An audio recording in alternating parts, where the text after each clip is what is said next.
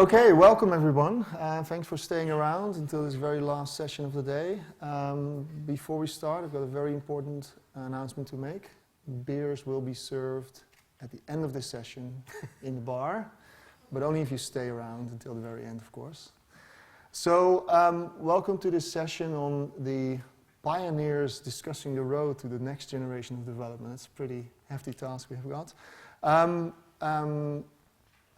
So we'll be discussing various aspects related to HoloLens, and I'll be doing that with, and I'm probably going to announce this completely the wrong way, Dedeine. That's it. That's it. So my French lessons still were worth something back in school. So yeah, why don't we start with a quick introduction. I'll just do a very quick one because you're the star of today's interview. So my name is Ronde. I run a studio in Amsterdam, the Netherlands, called Force Field VR, which is a bit of a misnomer because we are also doing AR. I cannot confirm or deny that we're working on HoloLens, but I always say that we are working on holographic developments. But we also do lots of VR, and we're working on a variety of different platforms. So, David, if you can do a quick introduction. So I'm David Dedeine, creative director at Azobo Studio, and we have developed 20 games since 2002, and the last games we have shipped are 3 HoloLens titles, Conquer, Fragment, and Holotour. Cool, thanks. So, yeah, just to get us started then, and also to manage expectations. Can you let us know when HoloLens is going to release, what the price point is going to be? And if not, why not? You mean for the mass market? Yes. I don't know. Okay, and it's not even, I'm under NDA, I just don't know. Yeah. Okay, so just so you know, we're not going to be able to review a lot of detailed information about HoloLens. We're just going to talk about it in very general terms and learn more about the experiences you guys have had so far. So, yeah, let's start with the actual beginning. For those people that don't know what HoloLens is, if you had to describe it to your mother or your grandmother, how would you describe HoloLens as an augmented reality device? So HoloLens is an autonomous device which allows users to see holograms. And I think the key features of the device is you can see them in your world, but they are really connected to your world. It's, I think, the key thing with HoloLens. It's not only something which displays holograms, it's also something which is able to understand the surroundings and take them in account if you do it properly. And then you can play with the actual environment of the user to display a hologram on top of them, which means that's the reason why it's a mixed reality device.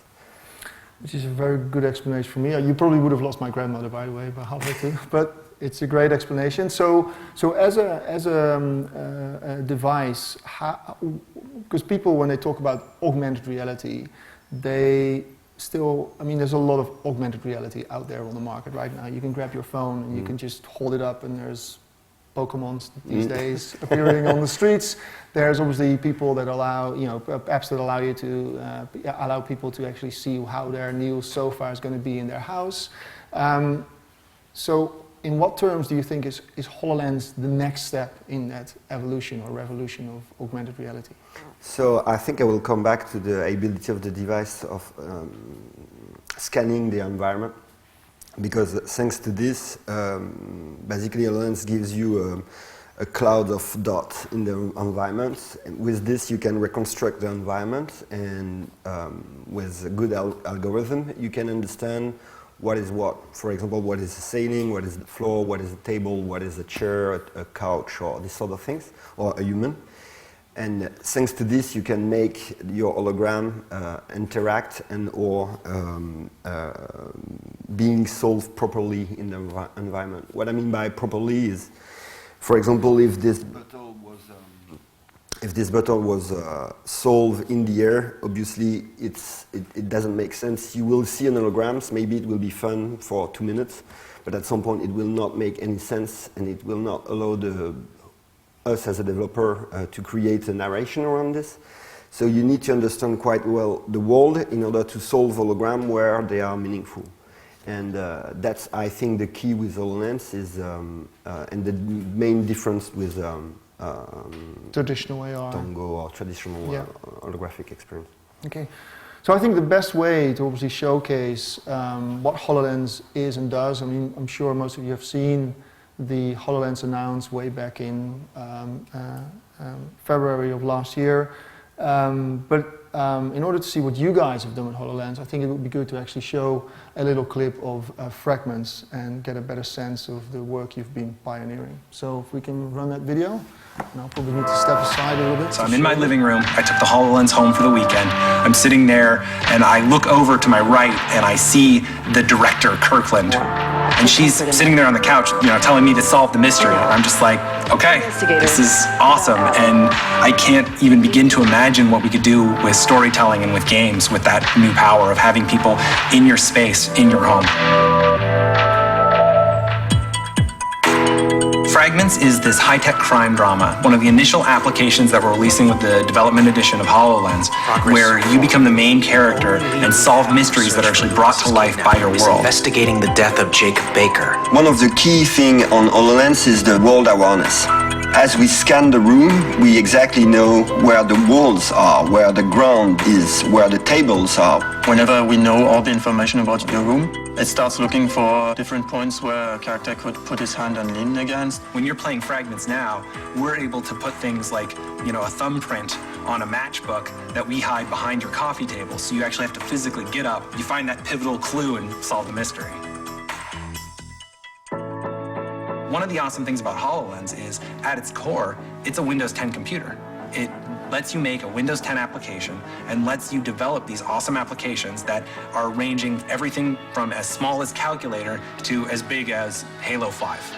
Working with the Sobo studio on HoloLens has been an awesome experience. We got a chance to actually work with a developer and explore what it meant to be somebody outside of Microsoft making the world's first holographic experiences. We have our own proprietary engine, like many game studios have, and we didn't have any problem porting that to HoloLens. It's a very interesting aspect of creating games on HoloLens is that it's so fresh, it's so new. You basically need everyone to focus on this new paradigm. I really hope that Fragments shows developers that there's a great opportunity to tell amazing stories with the player at the heart of the experience for HoloLens. Director, we're receiving a call from the Pentagon. Maybe trying to smooth things over? But I honestly think we've just begun to scratch the surface, and that other game makers are going to take HoloLens and be able to really surprise people.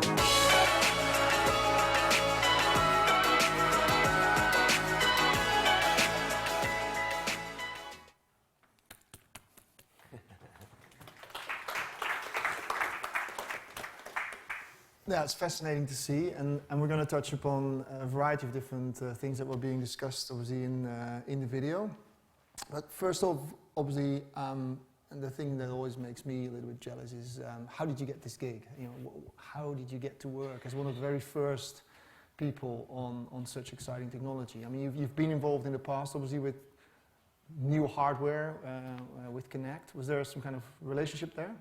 Yes, sure. Yeah, we actually it's as quite often in life, it's a sort of mix between being lucky and trustful relationship with Microsoft and some sort of know-how. It started because we were, to try to keep it short, we had as a studio we had a huge experience on Pixar title. Because of this, when Microsoft wanted to do a kid game for Kinect, they called us because we knew all the Pixar IPs. While we were doing this, we have shown good technological strength to use Kinect out of the box, I would say. And then the relationship were so good that they proposed us to be the pioneers on this one. And yes, so we started a long time ago.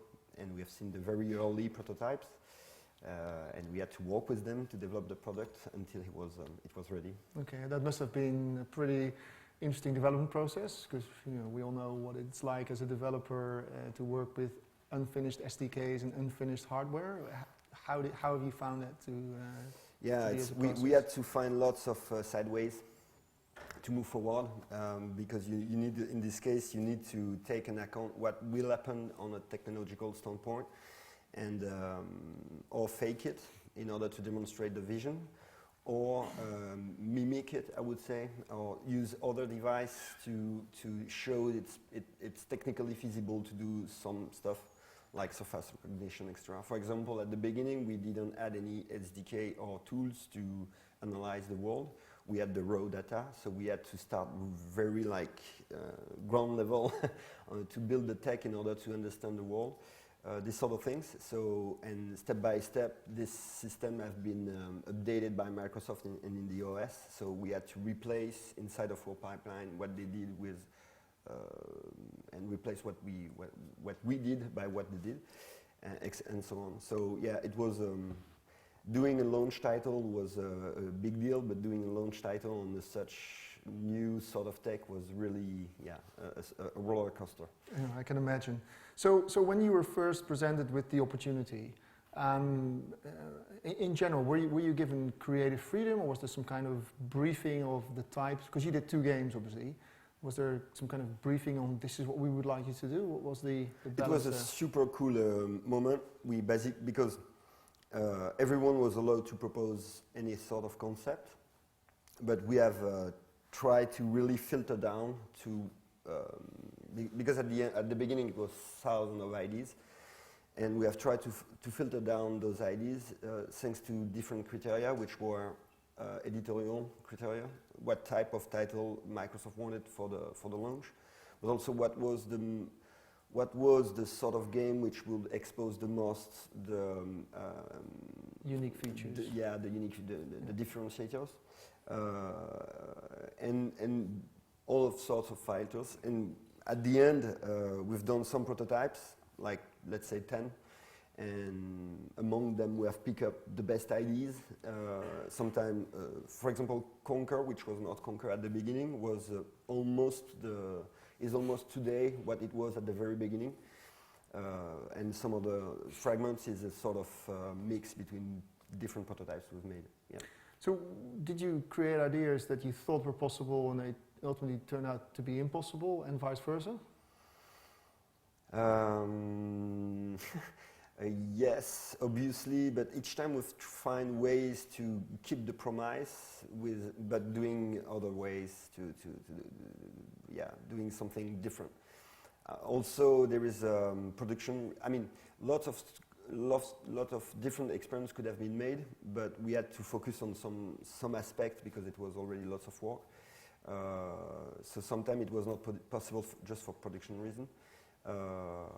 But yes, I think that's it. Okay. So when you started your development, did you anticipate any kind of differences from, I would almost say, traditional? I mean, you've always been at the forefront of technology, but did you anticipate any kind of changes as opposed to traditional development? Like, this is probably going to be very different from what we normally do? I think it's a quite common thing. I mean, it's quite obvious, but as it's a device which is supposed to be used anywhere, you basically need in the studio to build rooms where you could, where you will be able to move the furnitures and the room configuration in order to test in real condition the device. So it's not a big thing, but dedicate a space in the studio just to play it with HoloLens, and basically it was an IKEA space, you know. And so yeah, it's different. I would say something else we have anticipate during, I would say, the production is the testing issue, because so those rooms are quite good to test, like how the text reacts to real world. That said, one of the big issues we had is that the promise is that HoloLens can fragment or Conquer can be played anywhere in any room, and how do you test this? How it's possible to test any room configuration? Yeah, so you don't just need a QA team. You need a QA team with lots of different living rooms and lots of different pillows, exactly, couches, and chairs and everything. It's in the real world, it's just impossible. So we had to use actually video game technology to solve whole levels in any sort of room. Basically, we have built a sort of room generators, which were using a component with all the edge cases where we thought that maybe it could be an issue for the tech we were using to solve the hologram in the world.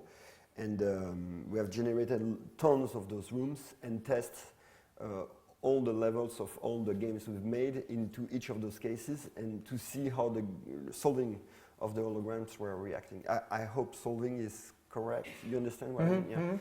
Yeah. So that was one of the key differences to it was to create a tool which generates virtual world in order to guarantee that it will work in real world. Yeah. So I can imagine that if you're testing in all those different room configurations, that also potentially generates new game ideas. I remember playing Conquer for the first time, and one of the Microsoft reps presented a pillow, and we put it on the ground, and suddenly the game changed in terms of Conquer being able to climb onto the couch because I was helping him with a real-world pillow to climb onto the couch. Did those kind of, what I thought was really innovative use of HoloLens technology, did that come about as you were exploring those different configurations, or was that already an idea that was in your mind when you started working? Yeah, it was in her mind at the very, very beginning. That said, it's something which is tricky to do right now, because if you want to update in real time, because at the beginning of the experience, in those games, because we need to solve properly for narrative and gameplay reason the world, we need a very accurate scan, so we need to use the scan at its best speed, if you prefer. And if you do this permanently, you will basically use the battery completely too fast. Sorry. And so that's the reason why we do it at the beginning of the experience, one for all, and it's saved. And after you play the game. If you want to do exactly what you've just explained, you would need to scan permanently the world. So it's a sort of limitation which exists right now, but which will, I guess, soon be fixed.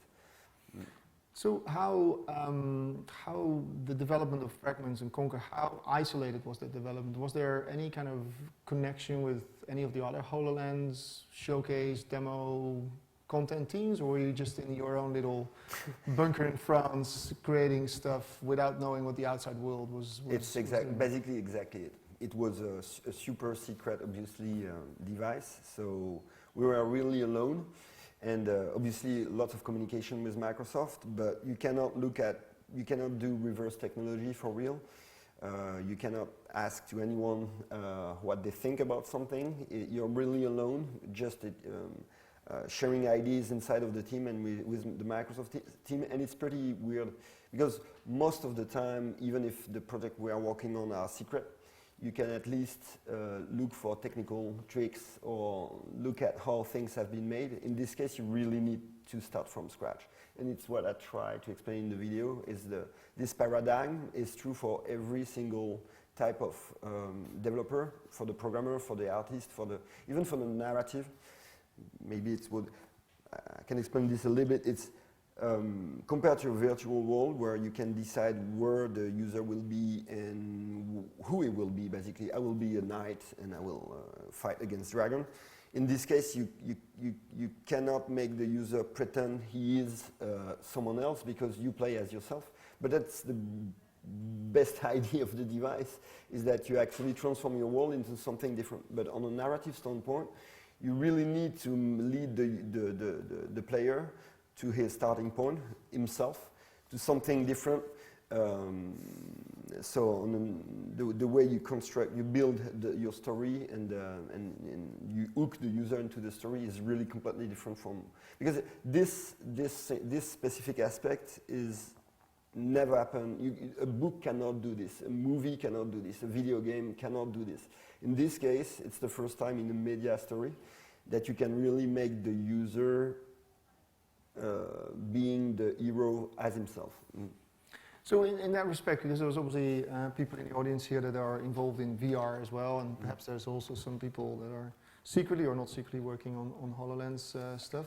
How do you see VR versus HoloLens? Because obviously in VR you can also take on certain positions in new worlds. What do you see as the main differences between HoloLens and VR? I'm used to say that to me VR is a sort of peninsula of an existing country where everything will be even more saturated. It will be more immersive. It will just push further something we already, in a great way, but further something which already exists. Where really holographic experience is another continent. It's something different, and I think it comes from exactly what I've just tried to explain about user is central to the experience as himself. And obviously, another big difference is which is related, is the connection to the world and to the others. When you are using a VR helmet, you're really, because it's on purpose, it's the goal, you're really separated from the real world completely. Where with HoloLens, you're not. You really, and you keep the eye contact with people in the room, physical language with other people in the room, so you don't feel like you are going crazy into a sort of narcissic sort of thing. That's to me the biggest difference. And I also have observed some people who had the chance to try HoloLens, which were not at all in the video game industry, even in gaming, and they were super reticent about the experience itself, because they are so.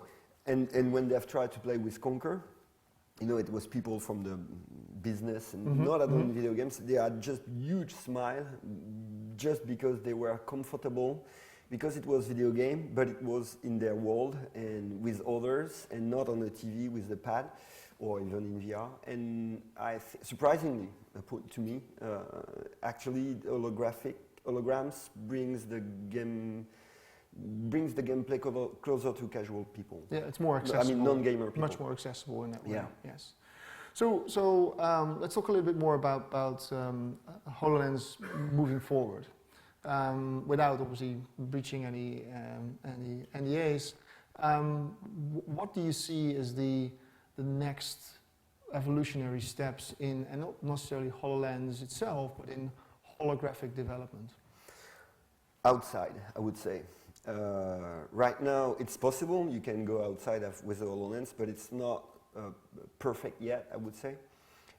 It can be better. And most of the experience have been done in order to be used inside. I think typically the Pokemon Go thing could be a huge thing on HoloLens.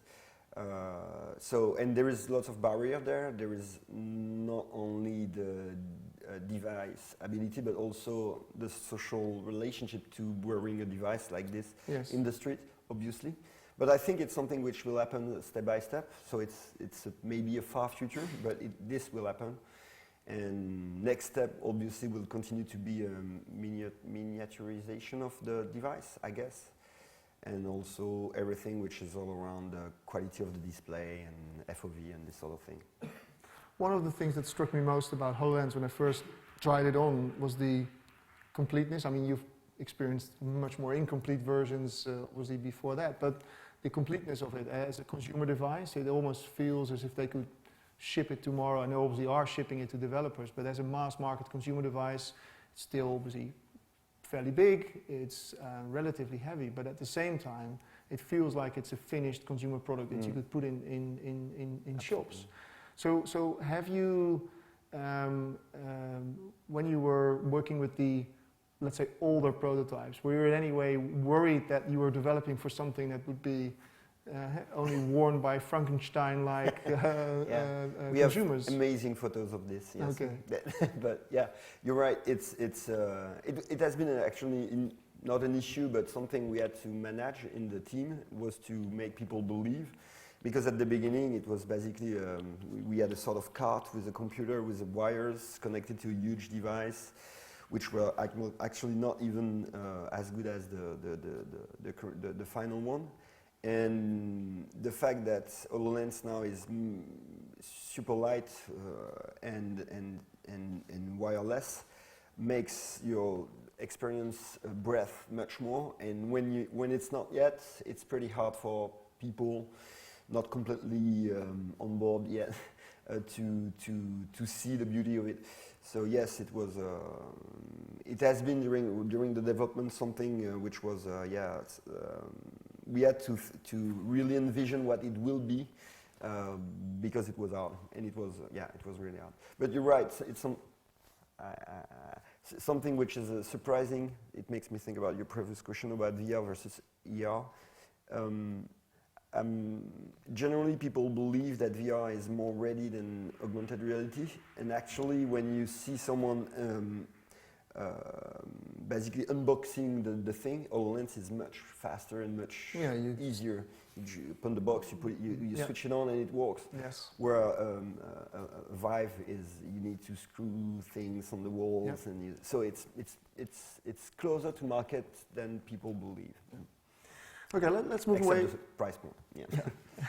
Let's move away a little bit from the creative point of view, and also satisfy the needs of the more technically minded people here a little bit more. Talk a little bit more about the technology powering HoloLens. Let's first tackle the elephant in the room, the field of view, which is obviously often being mentioned as taking away a little bit of the immersion because of the fairly limited point of view. I think it's a very personal thing. To be honest, I thought it was fairly good. Yeah, I'm with you. What are your thoughts on that? So I'm with you. As soon as you get used to it, actually you don't think anymore about it. Also, it comes from the fact that as you still see the rest of the world, the FOV seems limited. But actually, if you compare to a VR device, it's not so much. The difference is not. But the difference is that there is a black area in a VR headset, which by itself pretends that there is nothing to see. Where with HoloLens, as you see the real world instead of the black area, it says holograms could be there, and they're not. So that's one of the reasons it feels like this. But after that, as soon as you develop some, there is key things to do in order to try to improve this in the experience you're making. It's basically each time the user needs to look somewhere to lead the gaze of the user to the next spot. And there is lots of different tricks. It can be a sparking thing that leads, if you follow it. If you don't follow it, it stops and it teases you to look somewhere and you continue to follow it. There is the arrow, but it's the no-brainer thing, which is not interesting. There is some, for example, interesting phenomenon. If you have a character talking to another, it's so natural and it's so. If your character acts like he would act in real world, like an actual person would act in real world, when you speak to someone, you move your head and you gaze to the other guys, people instinctively look to the right spot. And nobody thinks about, I was not seeing this character and now I see it. It becomes natural.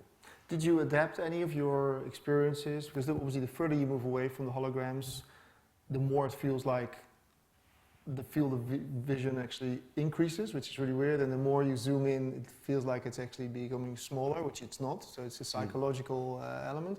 Did you take that into account when you developed some of your, so did you actually place objects further away in order to create specific experiences? So as the user is the camera, you cannot guarantee that the holograms will have the right size if you want the size to be consistent. That said, this approach have informed a lot. For example, the size of Conquer, big enough to be engaging, but not too large If when Conquer was too large, we didn't add enough room to solve the gameplay element in the room, which was an issue. And also, it was underlining some of the FOV limitation. So we've tried lots of different tricks with the size of Conquer in order to fix this. And for some specific moment in Fragment, we ask the user to go on some spot in the room that we have solved, which we think are the best spot in the room to look at a scene, because when it's real life characters, you cannot stretch them. Mm-hmm. So you need to help the user to find the best spot in their room to have the best view on the overall scene. So we basically lead them to a spot and then trigger this sort of moment. Yeah. So another technical aspect is obviously one that's very important for VR is performance. We're constantly whipping our people, say 90 frames a second, 90 frames a second. What can you tell us about performance on HoloLens? Not in terms of how well does it do, but how important, how key is it to the whole development process of maintaining a certain frame rate or the heaviness of the objects, the number of polygons, etc. There is two important, so it's a constraint, but as developers we always have constraint. This time the constraint on performance is more on energy, I would say.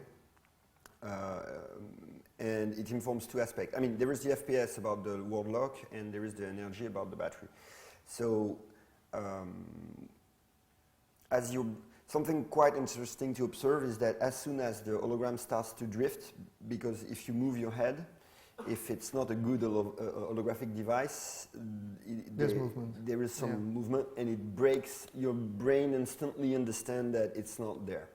And it's super subtle, but it's really important. When you've got a very good wall lock, you feel the difference, and suddenly the hologram seems to be there much more.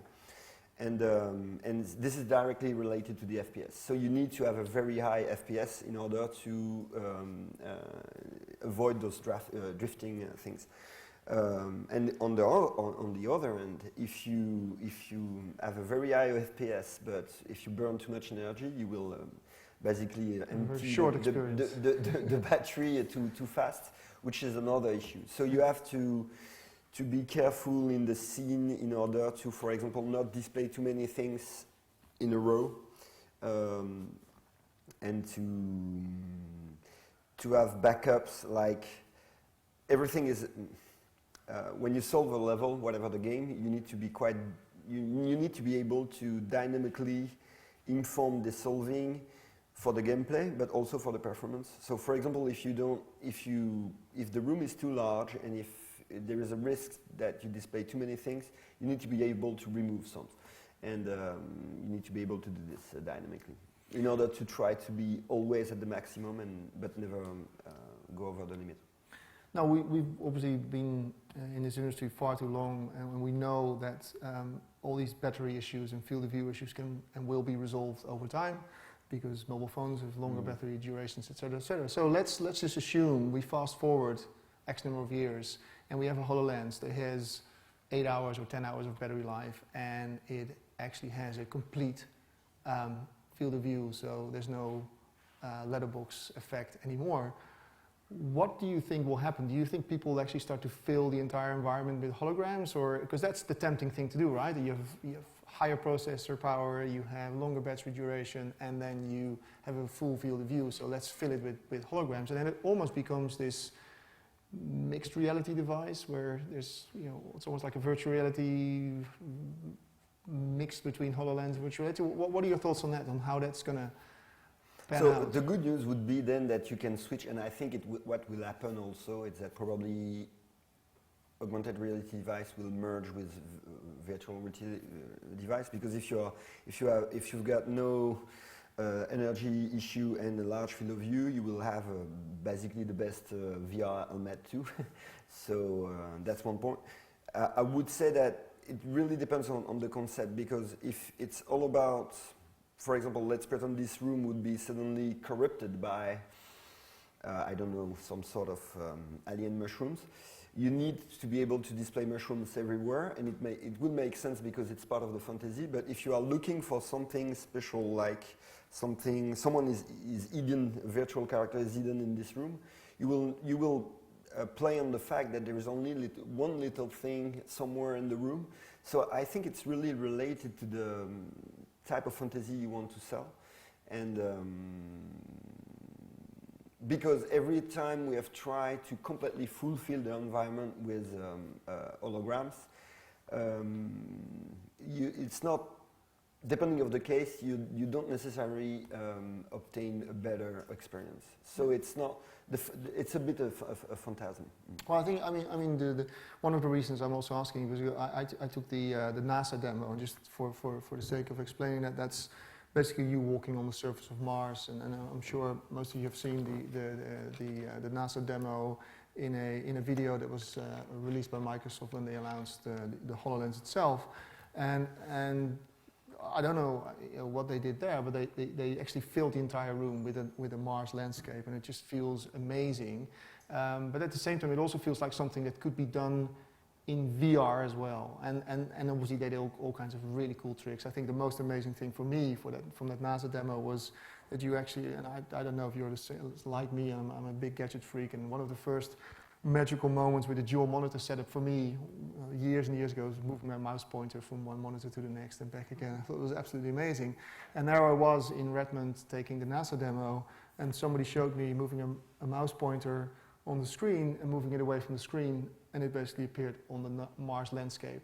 And that for me was like the next generation magical moment. It was just amazing. So there was a room that was completely filled with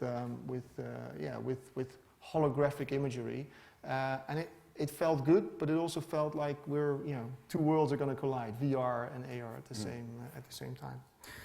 Okay, I think we're going to try and see if the audience also wants to jump in with some questions. So let's see if there's. I had a question about the fact that the different room sizes presents a problem, and you made out that you spent quite a lot of time making tools which can map out rooms and try all those edge cases out. Well, as developers, we're not going to spend ages with all our sort of setting up different rooms and stuff like that. So is that a tool that would be in part of the development suite where we can test all of those environments? So the question is... would that become available as middleware almost? No, not yet. Not yet. So no, it's not on the pipeline. So every developer will have that issue? Yes. Okay, right. I think that so step by step, Microsoft had some bricks, some tools to help with this, and yes, I cannot speak too much about that. But yes, right now it would be the case, but in the near future, they will help with solving tools. Yeah, and they're also obviously expanding the community now. They're shipping dev kits globally. So, and there's obviously going to be lots of interesting things be created, and I'm sure it's all going to be carefully looked at by Microsoft to see. It's just one of those things, it's like, well, that's an interesting tool that is clearly an issue and quite a difficult one to solve that everyone will need. Yeah, I agree. I would say, there is two parts in this subject. There is the pure technological solving thing, like what is what, and so this aspect will be fixed soon by tools. That said, it's more the way you build your experience with this, which is a key issue, and it's so related to the experience you are building that you will not find. I mean, maybe at some point the solution will be known by everyone. Like in any video games, you will have the know-how will be shared. But right now, it's more like how do you build a platformer in a unknown environment?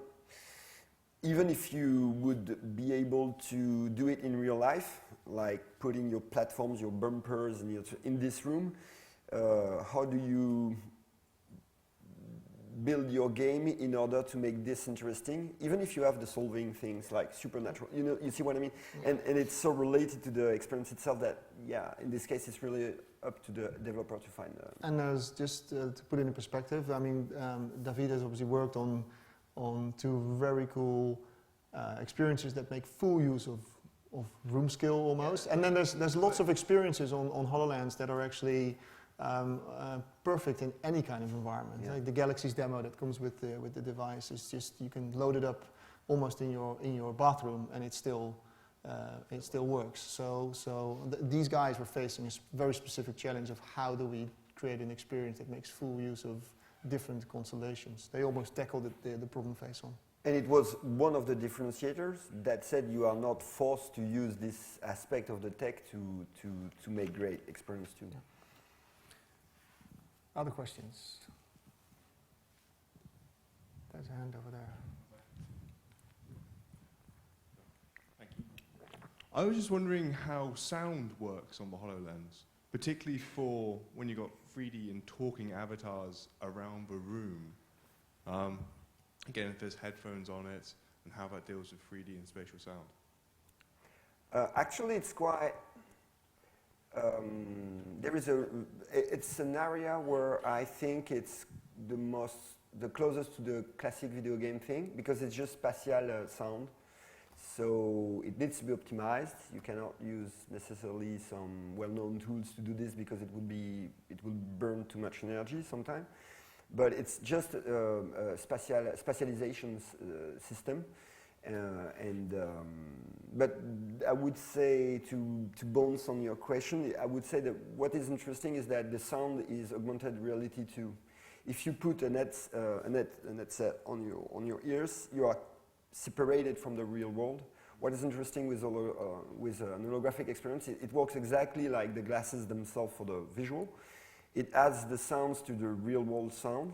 So, which is something, when you experience it, it's really different, because you can hear someone talking, or yourself moving stuff, or the sound of your house, and they are completely merged with the sound of the game itself. And yeah, sometimes it can generate some funny moments.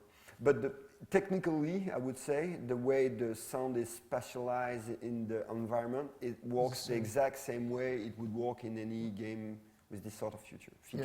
So just for your information, so the HoloLens actually, there's no earplugs or anything in there that go in. I don't know if you've seen the picture, but it actually beams the sound almost into your ears, and it allows you to hear any other sound that's in your room. It answer to the question? Yeah. A slightly obvious question, and we've heard a lot about sim sickness from VR. Is the HoloLens more or less prone to sim sickness? I didn't understand the question, sorry. If there's any kind of motion sickness or nauseating effect from HoloLens? Yeah. Not at all. Not at all? Not. I had one experience of one guy, but I think it was. It's not relevant. I mean, it's everyone who have tested HoloLens and VR says that it's not even comparable. It's like you really you are looking with, except the fact that you are wearing something, it's like looking at things in real life. To me, it's super close. There is no sickness at all. Interestingly enough, I have an issue with HoloLens, but that's because I suffer from the rainbow effect. So there's DLP projection taking place, and I actually see lots of colors in my eyes when I look at the projections. So I didn't know, but it was for the guy I was thinking same about. Thing. So it was not new, yeah. But it was the exact same thing, yeah. the rainbow so thing. If I look at this screen and I twist my head really quickly, then I see lots of colors, and I just can't look at it when I move my head. And it's the same with HoloLens, but it's got nothing to do with HoloLens itself. It's me being wrongly configured. So, but the nauseating effect, it's an extremely stable device, and it's nowhere to be found. Just wondering what the performance of the device is. Is it sort of like a mobile performance, or is it a console type performance, or is it a gaming PC type performance? Where have they targeted the device? It's pretty hard to answer, because the way you manage the power is informed by so many things on top of what you would do on a classic console or PC thing. Again, it's the way you use brightness, the way you use the scan, the way you use even the sound, the computing power, or if you can slice those beats in different moments in the experience. So you had to do this sort of tricks, but basically I would say the character we display in this game, for example, are pretty close from what you could display in an X360 sort of game. So it gives you but the thing is that even if it's the case, I would maybe not compare to X360, because you don't have to display the background. So because the background needs to, I mean, it's more relevant in this sort of experience, at least, to have the real world as a background, as explained. So it gives you a sort of. No, it gives a feel. Thank you. Yeah. Okay, another question. Just trying to understand the technology. So you're looking around a room and it's kind of mapping it into 3 dimensions, and you said you get up and see around your furniture. So over time, it's getting a more accurate 3D version of the room, or not? Is it sort of mapping? You're getting a dot cloud when you look out in the room. Is it, as you move around, getting more and more resolution and understanding what's behind the chair because you went there a few minutes ago? Good question. Is it understanding it? Yeah. So it's a good question, and we had to make this process fun, which was, I mean, we needed it to be accurate, to work for real. So, and the goal was, as you just guessed, make people, if there is something in the middle of the room, make sure that people tend to move around and look everywhere and any angle, even beyond, or this sort of thing. And in order to do so, it's a sort of painting experience. At the beginning of the experience, it is asked to, so we have dressed this in a narrative way. You know, it's the, for Fragment, it's the, you need to synchronize your mind. Yeah, with to try and build up a 3D and basically, you look at the room and there is 2 feedback. There is the accuracy feedback, which is basically how close the hologram surface is from the actual surface.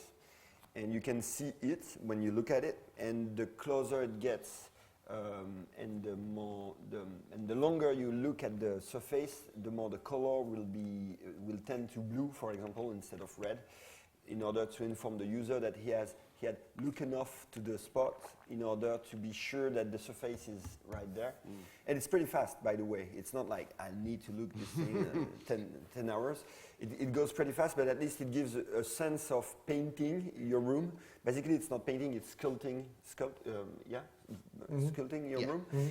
And as soon as the user sees an area where it's still red or there is no tile, per se, he will instinctively feel the need to complete. You know, it's a sort of human thing. You want to complete everything. Yeah. So people looks everywhere. And so you've got those 2 feedbacks, the accuracy feedback related to the color of the tile, and also the amount of room you've got, and the quality of this surface, like how much ceiling, how much floor, how much walls, extra. But it was to make it bulletproof in this type of experience, but there is some experience which doesn't require at all this scanning. You can do it in real time or with pretty rough scanning too. It's possible. But in this case, we wanted really the platforms to be super accurate and conquer, you know, as it's a small character, a little delta between the actual world and is suddenly super obvious. The smaller the character is, the more the accuracy issue is underlined. So we needed it to be super accurate. So the demos I've seen, all the objects are always floating in front of the background. But if you were to imagine you were wearing it now and had a virtual dog walk under that table, would it mask it out correctly? Would you be able to do that kind of thing? Yes, absolutely. It's typically a Conquer. You can make Conquer go under a table, so he will, from my point of view, when he will be under the table there, I will not be able anymore to see it. But he will walk out of it, and he will reappear behind. So basically, you're building the occlusion. Thanks to the surface reconstruction, we are building the occlusion world too. Cool. Okay. We're almost over time, or we're over time already. We've got one more question before the other delegates drink all our beer. Hello. Thanks for the talk. One quick question. When you're initializing an environment, so set it up, followed off the last question, all the tech demos we've seen so far, the footage from Microsoft, it's very clean, modern. I want to live in those environments, but I don't quite, I have a child. How is it with clutter? So you have like a bottle on the table. What if I had lots of bottles on the table? Or how would it take in this environment with a big crowd, for example? Yeah, I have lots of plants in my house. How would it work with that sort of environment? It doesn't work. HoloLens is actually devised as a promotional tool for IKEA. They want us to actually... Have you experienced any difficulties with, obviously when you're testing it, I imagine you have IKEA furniture, cheap, flat, smooth surfaces, but have you tried more difficult environments? Lots of, yeah. There is no technical issue with this. The thing is that the experiments we've done were made to the play space, as we call it, the play space, were limited, just because it was better for the experience itself. And I think the biggest play space you can do is 8 meter by 8 meter. So first it limitates a little bit, but in this space we could scan all those chairs and it would work. There is no limitation to this. I would add on top of this maybe that you can, as soon as you've saved a play space, you can keep it and find it again next morning, or benefit from this play space on another experience. It's the case between Conquer and Fragment, for example. We share the play space which have been created, which means that if you do it for one game, when you switch to the other, you will not have to do it again. And I would even say that if one of those share, because you guys will move and one of the share moves or I don't know what, you can update an existing scan, which allows the user to just rescan the area which have changed. Okay, that's it. Thank you all for staying around again, and thank you very much, David, for answering all our questions. Thank you Thank you very much. Thank you.